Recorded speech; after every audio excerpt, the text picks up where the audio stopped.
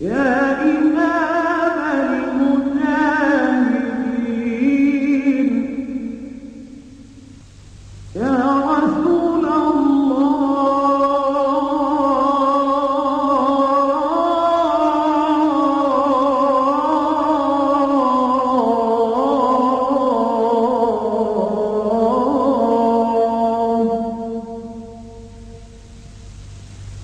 الصلاة والسلام عليك